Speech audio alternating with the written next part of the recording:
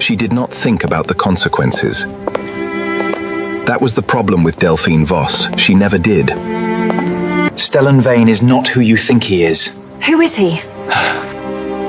Someone I have been watching for a long time. Or what? I stopped pretending I have any reason to be careful with you. This isn't finished. It is. You just don't know it yet. The Ashworth Club on a Friday evening in October was the kind of place that smelled of money and old leather, where candlelight turned everyone golden and beautiful. She did not think about the consequences. That was the problem with Delphine Voss. She never did. She thought about the dare. She thought about her friends laughing behind their champagne flutes, about Rosalind's whispered challenge, about the way the whole table had gone quiet and electric the moment someone pointed to the man sitting alone in the corner of the Ashworth Club and said, "Him, kiss him, if you dare." She thought about winning. She did not think about what it would cost her. The Ashworth Club on a Friday evening in October was the kind of place that smelled of money and old leather, where candlelight turned everyone golden and beautiful, and where the wrong word spoken too loudly could ruin a family by morning. Delphine knew she was slightly out of her depth. Her family was respectable, her father's textile business comfortable enough, but this room was built for men with titles older than most countries. She had been brought as Rosalind's guest, which meant she was tolerated but not truly welcomed. She was used to that. She smoothed the front of her deep Bordeaux gown, lifted her chin, and crossed the room. The man in the corner had not moved in the 20 minutes since their table had noticed him. He sat the way certain men sat, not relaxed, not tense, but utterly still in a way that took effort to maintain and years to perfect. Dark coat, no decorative flourishes. His face was angular and severe, black hair swept back from a high forehead, and his eyes, when they finally lifted to meet hers as she stopped at his table, were the color of frozen water. Not cold, colder than cold, the kind of cold that had survived something. "Excuse me," Delphine said, because she was raised to be polite even when doing something reckless. He did not speak. He simply looked at her, and the looking was so complete, so total, that she felt briefly as though she had been taken apart and catalogued. She leaned forward. She kissed him. It lasted 3 seconds. A press of lips against the corner of his mouth, the faintest contact, more statement than sensation. She pulled back. She began to straighten. His hand closed around her wrist.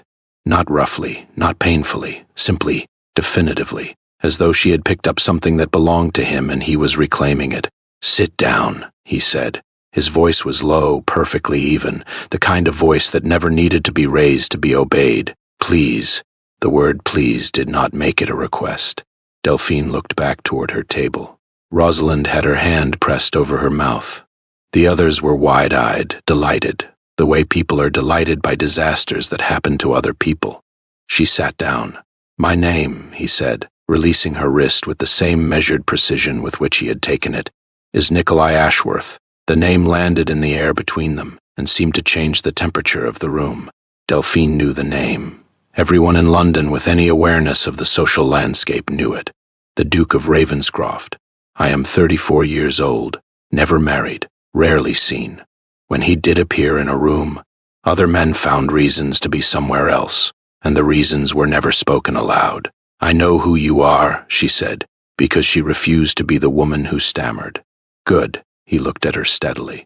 "Then you understand that what you just did was either very brave or very foolish. My friends dared me." Something moved at the corner of his mouth, not quite a smile, the ghost of the idea of one. "And you always accept dares, only the interesting ones." The not quite smile held for a moment, and then it was gone, and something else took its place. Something measured and calculating and utterly without warmth. He looked past her toward the entrance of the club, where 2 men in dark coats had appeared. One of them caught Nikolai's eye. A small nod passed between them, invisible to anyone not watching for it. Delphine was watching for it. "I need to ask you something," Nikolai said, his attention returning to her with that same total unsettling focus. "In the last 5 minutes, did anyone approach you, before you came to my table? Anyone you didn't recognize?" "No," she said slowly. "Why?" He studied her face as though checking her answer against some internal record. Then he reached into his coat and produced a small white card. Plain, no crest, just a London address engraved in clean type. He set it on the table between them. "Go back to your friends," he said. "Have your carriage brought around. Do not walk. Do not take the underground. Go directly home." A pause. "And if anyone follows you, send word to that address." Delphine stared at the card, then at him. "You're not serious." "I am always serious." He said it without irony, without drama, as simply as one might say it is raining. "Go home, Miss Voss. Tonight was not the night for this." She picked up the card. She stood. She wanted to say something sharp and memorable, something that would let her walk away from this table having won some small exchange. But the look in his frozen water eyes stopped every word she formed. He was not threatening her. He was frightened for her, which was somehow infinitely more alarming. She walked back to her table. Rosalind grabbed her arm immediately, vibrating with excitement. "What did he say?" "He told me to go home," Delphine said, still looking at the card in her hand. "And are you?" She looked back across the room. Nikolai was already speaking to the two men in dark coats, his posture unchanged, his voice inaudible. But one of the men was looking at her, just for a moment. Then he looked away. "Yes," she said quietly, "I think I am."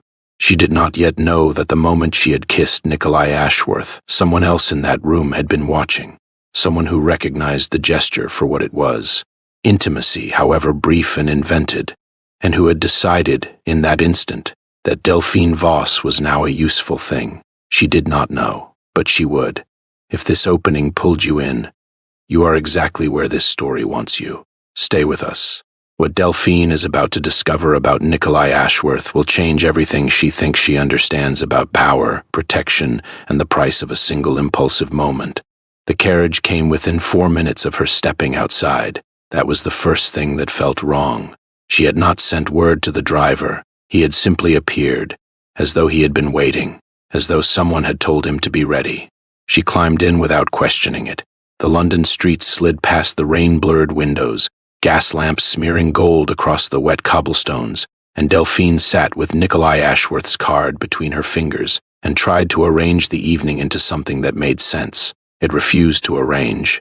She arrived home to find her father still in his study, which was unusual. He looked up when she appeared in the doorway, and the relief on his face was immediate and too profound to be explained by a daughter returning from an evening out an hour earlier than expected. "You're home," he said. "I'm home," she agreed. "Papa, is something wrong?" He hesitated. The hesitation lasted precisely long enough to tell her everything. "Nothing that needs to concern you tonight," he said, which was the answer of a man to whom something was very much wrong and who had decided his daughter should not know about it. She went to bed. She did not sleep. At 10 the following morning, a package arrived. No card, no sender's address. Just her name on the outside, written in handwriting she did not recognize, and inside, wrapped in plain brown paper, was a copy of the collected works of Anne Brontë, a first edition in better condition than she had ever hoped to find, the exact volume she had been searching for in every second-hand bookshop in London for the past 4 months. She stood in the entrance hall holding it for a long time. Then she went looking for the delivery boy and found that there wasn't one. The package had been left on the step. She thought about frozen water eyes and the way he had said "go home" as though the words cost him something. 3 days passed. On the first day, she saw him at the National Gallery. He was standing in front of a Dutch interior painting, apparently alone, his hands clasped behind his back, looking at the painting with the same total attention he had given her in the Ashworth Club. She stopped in the doorway of the gallery. He did not look at her. She told herself it was a coincidence. The National Gallery was not a private club. Anyone might be there. And she turned and walked to a different wing. On the second day, she saw him outside her brother William's club on St. James's Street. He was on the pavement, speaking to a man she didn't recognize, and he was there for only a moment before a carriage collected him and he was gone. She told herself again. Coincidence. London was not as large as it felt. On the third day, she found him in her favorite bookshop on Cecil Court. This time she did not pretend. She walked directly to the shelf where he was standing, Natural History, which surprised her, and she said without preamble, "Why are you following me?" He took a moment to close the book in his hands, set it carefully back on the shelf, and turned to face her. He was even more striking in daylight, without the flattery of candlelight. Sharper, more real. I'm not following you, he said. I'm making sure nothing is following you. Is there a difference? A significant one. She studied him. He met the study without flinching, without performing discomfort, without any of the social shuffling men usually did when a woman looked at them too directly. He simply stood there and let her look. The book, she said. The Bronte, that was you. He said nothing, which was its own kind of confirmation. How did you know I was looking for it? You mentioned it to the bookseller here 18 days ago. He didn't have a copy. I found one. She absorbed this. 18 days ago. He had known of her existence for 18 days, and she had known of his for 3. And he had spent those 18 days paying a quality of attention to her that no one, not her family, not her friends, not any of the men who had briefly courted her, had ever paid. Why? She asked. The word came out smaller than she intended. Something moved behind his eyes, something that was carefully and deliberately kept from his face, pressed back behind the controlled surface of him the way you press a hand against a wound. Because someone in that room 3 nights ago recognized you as someone I had allowed near me, he said, even briefly, even unplanned. That makes you a variable in a situation you didn't ask to be part of. I don't leave variables unprotected.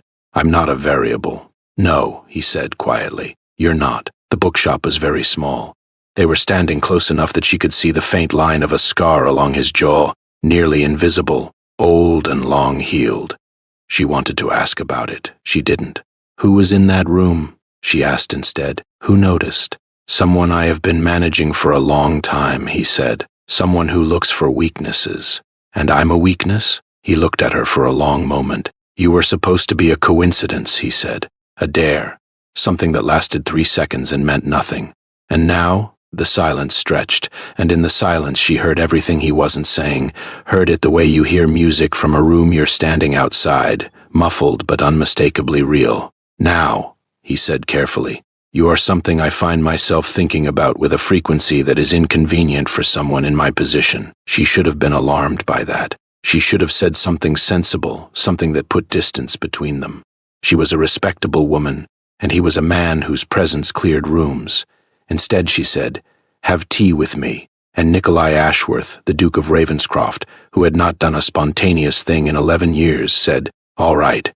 The slow burn has begun, and you already know this is not going to end neatly. Something is coming for her. Something that Nikolai has been fighting alone for a very long time. Subscribe so you don't miss the moment everything changes. It is coming sooner than Delphine expects. His name was Lord Stellan Vane, and he arrived in Delphine's life on a Tuesday afternoon wearing a charming smile and carrying flowers she hadn't asked for. She was in the garden when he called, sitting on the low stone bench near the roses, reading the Bronte book that she still hadn't been able to explain to her mother. And William brought him out without warning, already laughing at something Stellan had said, already comfortable in the way men were comfortable with other men who knew how to make themselves likable quickly.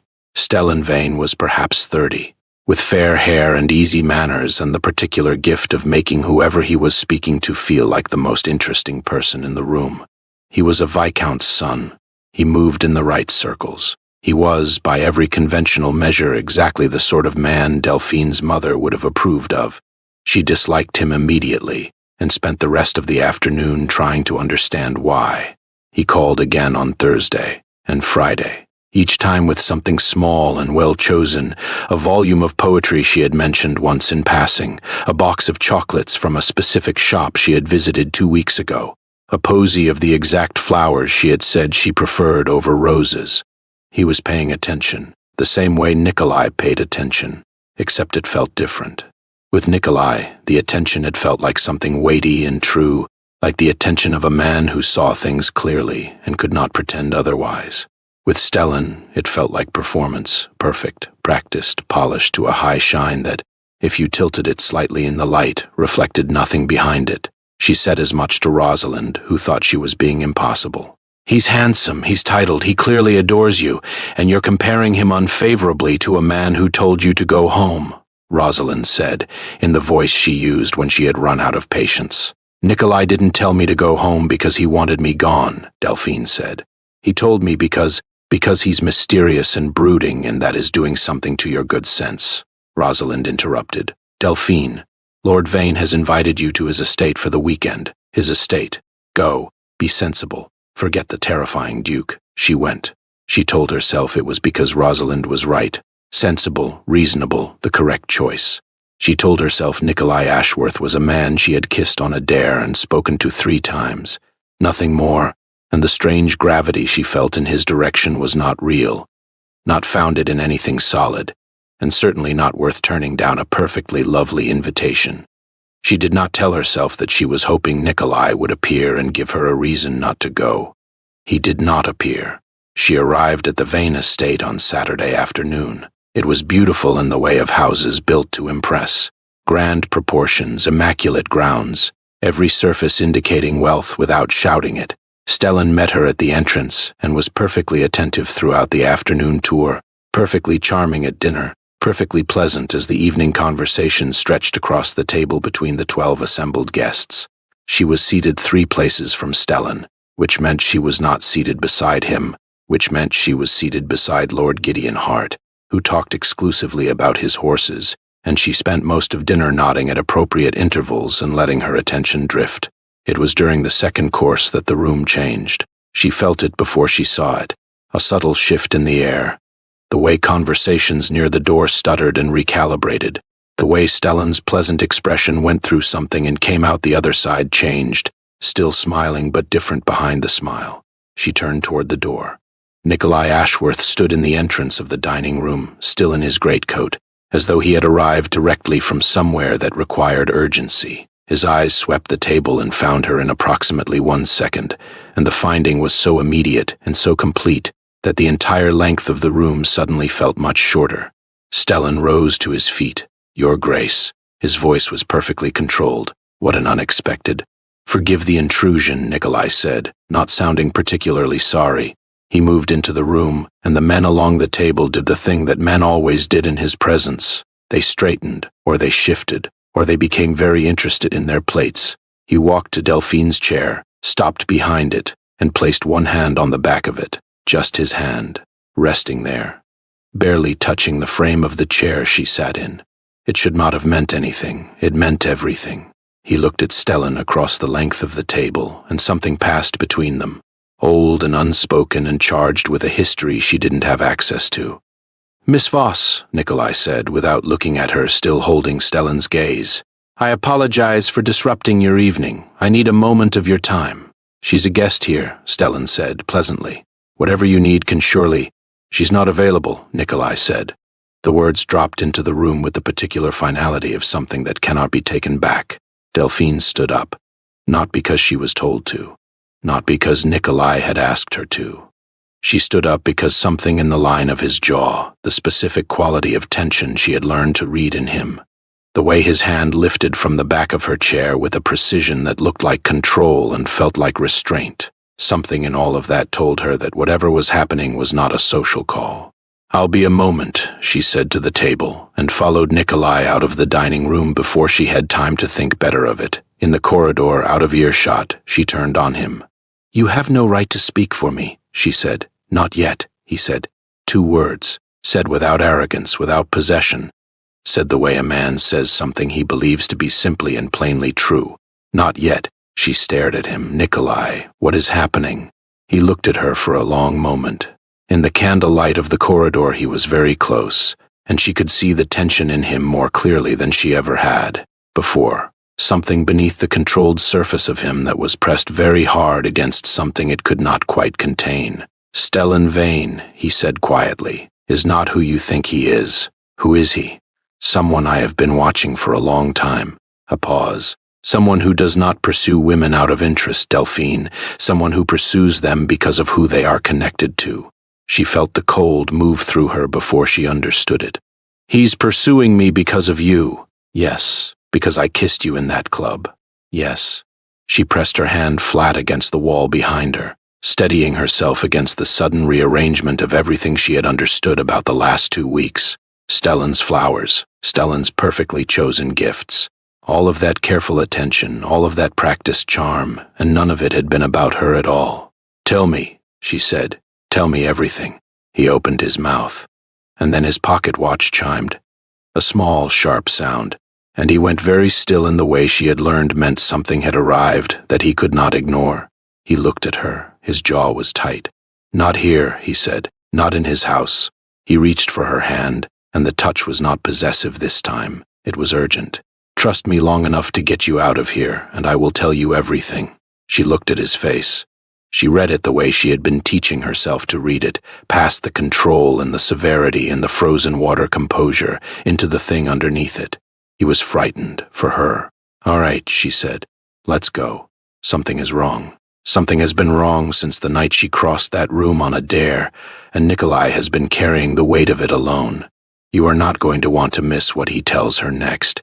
Subscribe, leave a comment, tell us, did you trust Stellan? Because you shouldn't have. The truth came out in pieces.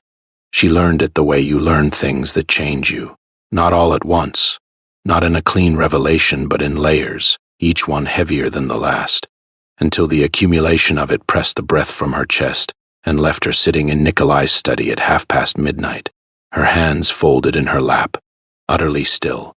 He sat across from her, not behind his desk but in the chair opposite. A deliberate choice, she understood, a refusal to put the architecture of power between them when he was about to ask her to believe in him. He was the Duke of Ravenscroft. That part was true. He was also, for 11 years, the single most consequential figure in a network of intelligence, influence, and enforcement that operated beneath the visible surface of London society. Not criminal, or not entirely criminal, but operating in the space between law and justice that formal institutions couldn't reach. His father had built it. His father had died in it. Nikolai had inherited both the title and the empire at 23, before he understood what either one cost. I have never heard anyone who did not first make themselves a threat to someone who couldn't protect themselves, he said. He said it without drama, without seeking her approval. Simply as a fact he had decided she deserved to know. I'm not asking you to think of me as good. I'm asking you to understand the difference between what I am and what I am not. And what are you not? She asked. Indifferent, he said. To consequences, to the people inside them. His eyes held hers. To you. She absorbed this. My father's company, she said slowly. 3 years ago, he almost lost everything. There was a contract that fell through, a supplier who defaulted. He told me a benefactor stepped in, someone anonymous. Nikolai said nothing. That was you, she said. Still nothing. You protected my father's business before you ever met me. She heard the strangeness of it in her own voice. The weight of it. The reaching backward quality of care that had existed in the world before she knew it was there.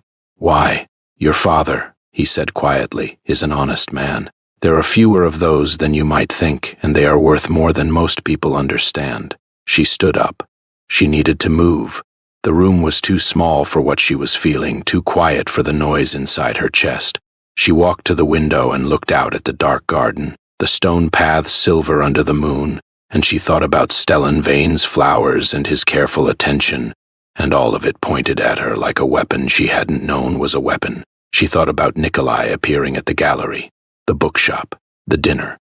Always there, always at the edge of her life, never asking for anything, only watching to make sure nothing reached her. She thought about the book. I need to know something, she said, still looking at the window. Ask it. Was this ever about protection, just protection? She turned to face him. Or was some part of it, some small, inconvenient part, something else? He looked at her for a long time. The controlled surface of him was very, very still. You were supposed to be a dare, he said finally. You were supposed to be there for 3 seconds and nothing. But you sat down. Something moved in his face, the thinnest fracture in the composure, there and gone. You sat down and you looked at me like I wasn't something to be frightened of. Like I was just a man sitting alone at a table. He paused. No one has looked at me that way in a very long time. She crossed the room. She stood in front of him, and he looked up at her from the chair, and something about the angle of it, her standing, him sitting, the rare geometry of him being lower than her in any space, felt significant.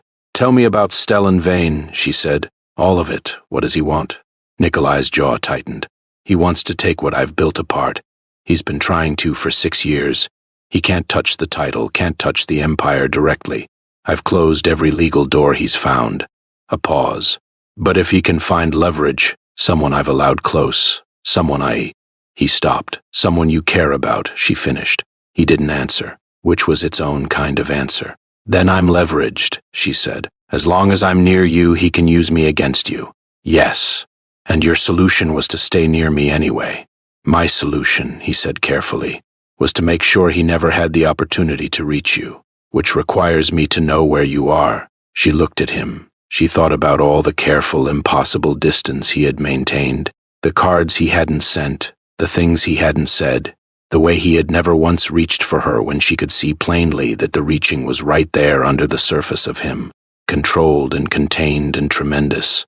That is the most complicated way to care about someone that I have ever encountered, she said. He almost smiled. Almost. I'm a complicated man. Nikolai. She said his name the way she had been afraid to say it before, plainly, without the social buffer of his title. If something. The door burst open. Thomas, his most senior man, appeared in the doorway. His face was carefully blank in the way of men trained to deliver bad news without expression. She left, Thomas said. Nikolai was on his feet before the sentence finished. Her carriage, Thomas said, was stopped on Brentwood Lane. The driver was sent back. She's been taken to Vane's warehouse on the Thames. The silence lasted approximately 1 second. Get the carriage, Nikolai said. Delphine's heart had gone cold and then hot and then cold again. She had been so focused on the conversation, on the fragile and impossible thing taking shape between them, that she hadn't finished the sentence. She hadn't said, if something happens to me while I'm walking back into Stellan's house to collect my things, do you have a plan? She had not gone back for her things, but she had stepped out to the gardens for air before Nikolai's man arrived at the estate, and she had been alone for 3 minutes.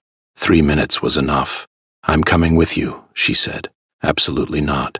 She is my friend, Delphine said. The word came out harder than she expected, edged with a fury she hadn't known she was carrying until this moment. Rosalind followed me to the Vane estate because I asked her to come. She is there because of me. I am going. Nikolai looked at her. Then he made a decision she could see happen in real time, a recalculation, a surrender of the refusal that would have been the safe and sensible answer, a choice to treat her not as something to be protected from the world, but as someone capable of standing inside it. Stay behind me, he said. Whatever happens, stay behind me. Yes, she said, and they went. Hold on, because what Nikolai does next, what this man, feared by every powerful person in England, does for a woman he has known for 3 weeks, is the moment this story becomes something you will remember for a very long time. Don't leave. Subscribe if you haven't. Share this with someone who needs to hear a story like this one. He went alone. She learned afterward that he had sent Thomas and 2 other men to the warehouse entrance, had taken a second route himself, and had walked through the side door of Stellan Vane's Thames warehouse without a weapon she could see, without backup at his shoulder, without the armor of numbers. She was told to wait in the carriage 3 streets away. She lasted 6 minutes. Then she got out. The Thames in October smelled of cold water and iron, and the warehouses along the bank were dark except for one, a low light bleeding through a high window, just enough to see by. She moved along the wall, her heart very loud in her own ears, her Bordeaux gown entirely wrong for this kind of night, and she told herself she was not being reckless, she was being necessary, which was a distinction she was choosing to believe in. She heard Stellan's voice before she reached the door. Through the thick wall it was muffled, but the tone of it, bright and amused and completely without warmth, carried. Then she heard Nikolai. She couldn't make out the words, but she knew the voice, knew its register and its particular quality of absolute steadiness, and something in her chest that had been clenched since Thomas had delivered his news eased by a fraction. He was there. He was speaking. He was still standing. She found the side door unlocked, which she understood later was because Nikolai's men had cleared the exterior and left it so, and she pushed it open and stepped inside. The warehouse was large and dim, lit by several oil lamps set at intervals that created pools of amber in the surrounding dark. Stellan stood in the center of the space, still dressed for dinner, his fair hair and pleasant face entirely at odds with the men arranged behind him. Rosalind was to his right, seated in a chair, pale but unharmed, her eyes going wide the moment she saw Delphine. And Nikolai. Nikolai stood opposite Stellan with 6 feet of stone floor between them and his hands loose at his sides, and he was looking at Stellan with an expression so completely without emotion that it was more frightening than rage would have been. Delphine. Her name in his mouth was low, immediate, and absolutely controlled. He did not look away from Stellan. Go to Rosalind, she went. She crossed the space, put her hand on Rosalind's shoulder, and watched the 2 men across the room the way you watch something that could go several ways depending on forces you don't fully understand. You've made your point, Nikolai said to Stellan. You have my attention. You've had it for 6 years. What you don't have is a position that doesn't end badly for you. A pause. Let them go and I will pretend this was a negotiation rather than what it actually is. And what is it actually? Stellan asked pleasantly. An error, Nikolai said. An expensive one. Something shifted in Stellan's face, the pleasant surface of him cracking at the edges, showing the thing underneath that had always been there, that Delphine had almost seen but never quite looked at directly. Something that was not warmth and had never been warmth. You've spent 11 years, Stellan said, making sure no one could touch you. Titles, connections, the whole magnificent invisible network. He tilted his head. But you've never cared about any of it, have you? Not really. Not until... His gaze cut to Delphine, brief and sharp. A girl kissed you on a dare. Walk away, Nikolai said. Or what? Or, Nikolai said very quietly, I stop pretending I have any reason to be careful with you. The silence that followed was the kind that decides things. Then Stellan stepped back, a small, precise movement. He said something to the men behind him that Delphine couldn't hear, and they moved, not aggressively, but in the way of men standing down, reshuffling, making space. This isn't finished, Stellan said. It is, Nikolai said. You just don't know it yet. Stellan walked out. The men filed after him. The warehouse doors closed. And then there was only the lamplight and the sound of the river and Rosalind making a small, broken sound that she immediately tried to turn into something more composed. And Nikolai finally, after what felt like a very long time, turned around. He crossed the warehouse in 8 steps. He stopped in front of Delphine. He said her name. Just her name, nothing else. Delphine. And the way he said it was so completely different from every other way he had said everything else that it nearly undid her. Not controlled, not measured. Just her name, said by a man who had been very afraid and was only now allowing himself to know it. She reached up and put her hand against his face. He went very still, the way people go still when they are touched in a place they have protected for a long time. I told you to wait in the carriage, he said. I know, she said. You were 3 minutes behind me. I know. His hand came up and covered hers where it rested against his jaw. His eyes closed for a moment. When they opened, the frozen watercolor of them was different, still gray, still deep, but something had moved in them. Some sheet of ice had shifted, and what was underneath was not cold at all. Ask me anything, he said, low and rough and entirely without his usual precision. I told you that before and I meant it. Whatever you want to know, I won't hide from you again. I know, she said, for the 3rd time, and she didn't ask anything. Not yet. She just stood there in the lamplight with her hand against his face and let him breathe. She found him. She walked into the dark and she found him.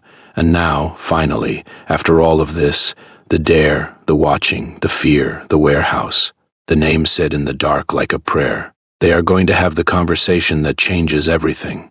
We are almost at the end. Stay. They stayed at the warehouse until Rosalind had steadied herself, which took less time than Delphine expected, because Rosalind was, beneath her softness, made of something strong and practical, and until Thomas had returned with a report that the exterior was clear, and the carriages were ready.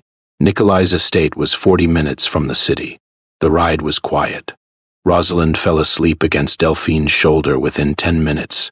The particular collapse of someone running entirely on the dregs of their nerves. Delphine sat with her friend's weight against her side and watched Nikolai across the dim interior of the carriage. And he watched her back, and neither of them spoke until the lights of the city fell away, and there was only the dark countryside outside the windows. Your brother will receive a letter tomorrow, Nikolai said at last, quietly enough not to wake Rosalind, explaining that some business matter required my assistance tonight, nothing that implicates you in anything irregular. Thank you, she said. But that's not what I want to talk about. He waited. You said you would tell me everything, she said. I said that. Then tell me why. She held his gaze. Not the logistics, not Stella, not the empire, not the inheritance you never asked for. Tell me why you kept appearing. The gallery, the bookshop, the dinner. You could have sent a man to watch me. You didn't have to come yourself. He looked at her for a long time. Long enough that she thought he might not answer, might fold back into the controlled silence he carried the way other men carried titles, as a kind of armor. Because, he said finally, I did not want information about you. I wanted to know you. The distinction settled over her like something warm. No one has interested me, he said, in a very long time. I had decided that the work was enough. The purpose was enough. 11 years of that is. He paused, searched for the word, and seemed faintly surprised not to find it quickly. It is a long time to spend in a room with no windows. And then someone kissed you on a dare, she said softly. And then someone kissed me on a dare, he agreed, and looked at me afterward like I was just a man. Something moved across his face. Not quite a smile, something older and more private than that. I did not know how much I missed being seen that way until you did it. Delphine thought about the book, the way he had listened to a sentence she had said to a stranger in a bookshop and acted on it 18 days later, the way he had watched over her from a distance for weeks, carrying the weight of her safety like something that belonged to him, like something he had chosen rather than been assigned. Nikolai, she said, I am not afraid of what you are. He looked at her very carefully. I want to be clear about that, she continued. What you've told me, what I've seen. It changes things I understand about the world, but it doesn't change what I understand about you. She paused. You are a man who built walls around other people, who watched from outside to make sure nothing reached them, who sent a book to a woman he barely knew because she was looking for it and he could find it. She held his gaze. That is not a man I'm frightened of. The carriage hit a slight dip in the road and swayed, and the motion brought them both fractionally closer in the small space, and Nikolai reached out and steadied her, one hand on her arm, brief and careful, and then he didn't let go entirely, just held on. I'm not planning, she said. You said that. I am not a variable or a convenience or an asset in whatever calculation you're always running. I am not something you need to manage. No, he said, you're not. Then stop managing me, she said, and just tell me what this is. Between us, without the architecture around it, without the protection and the strategy and the 11 years of distance from everything that might matter. She leaned forward slightly. Tell me what this is for you.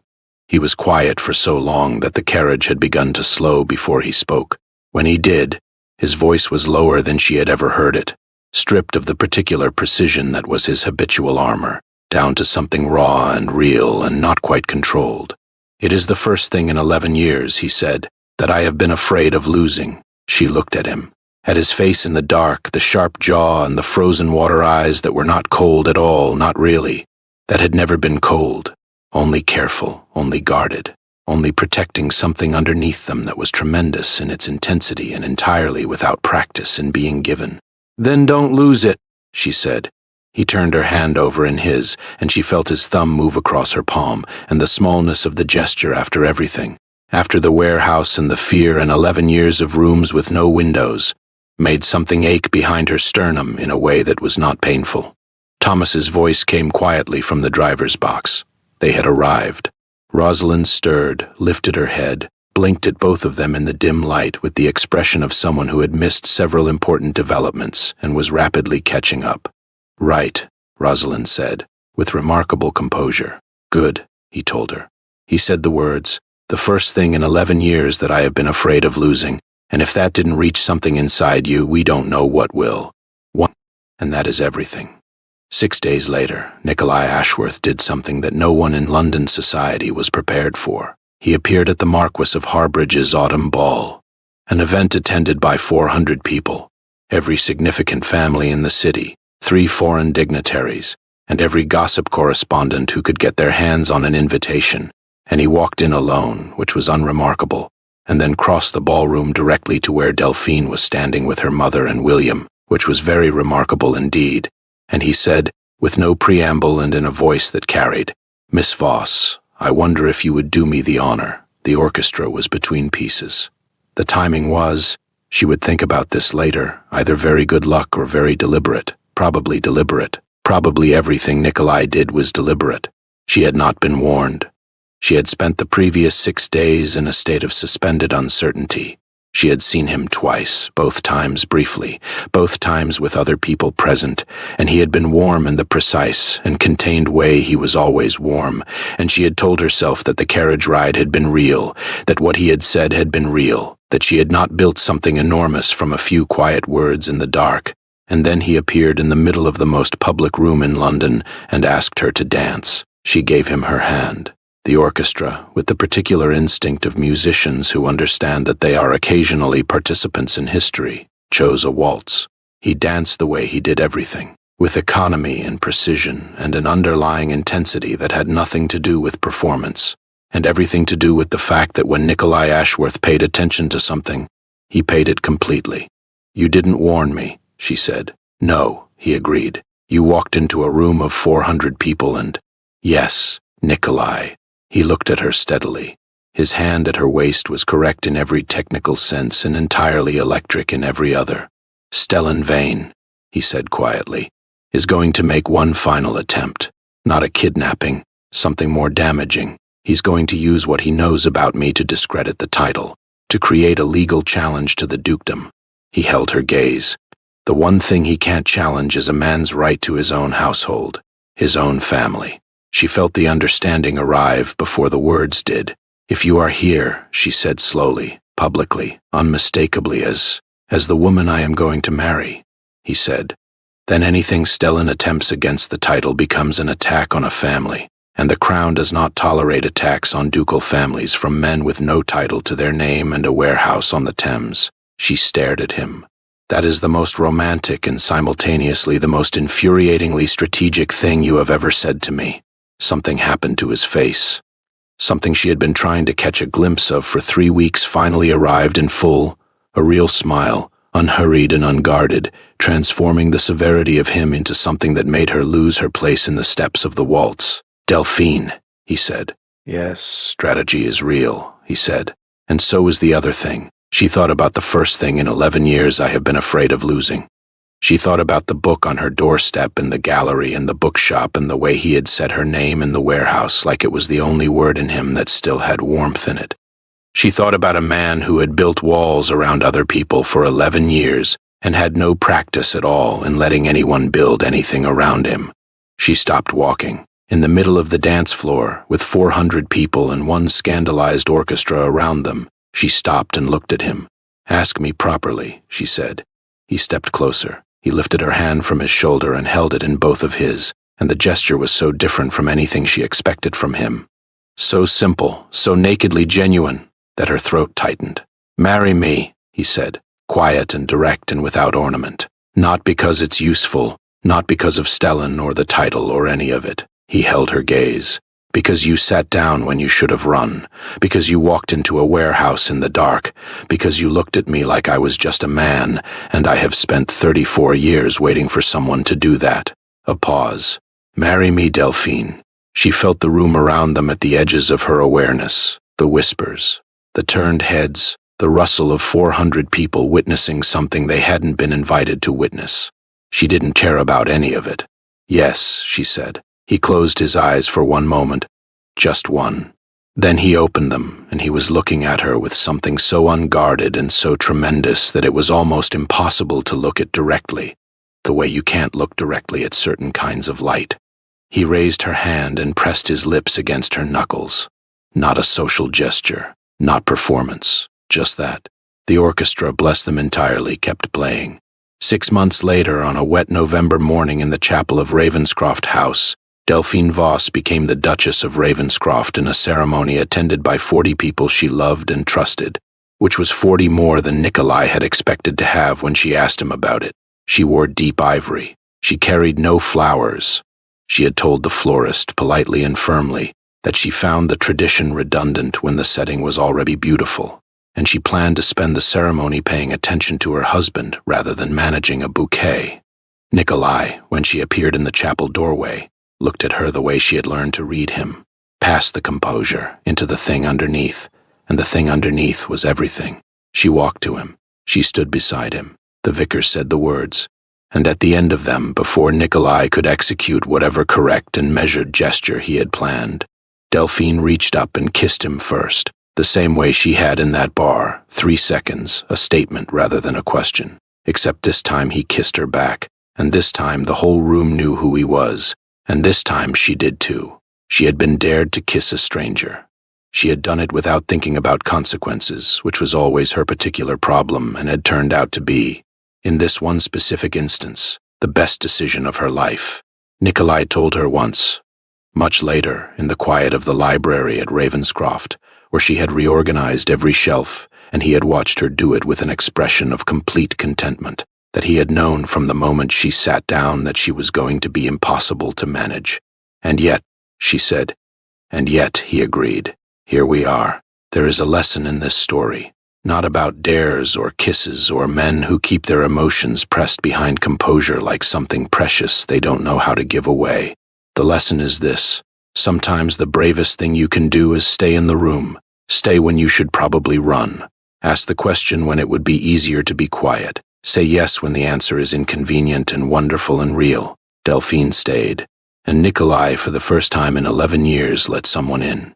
That is enough. That is everything. If this story stayed with you, if Nikolai's quiet devotion or Delphine's particular kind of courage moved something in you, please leave a comment below and tell us which moment was the one that got you. Was it the book on the doorstep, the warehouse, or that final impossible smile in the middle of a ballroom? Subscribe to stay inside stories like this one. Share it with someone who needs to hear that being seen, truly, completely seen, is worth every inconvenient, terrifying, wonderful moment it costs. We will see you in the next one.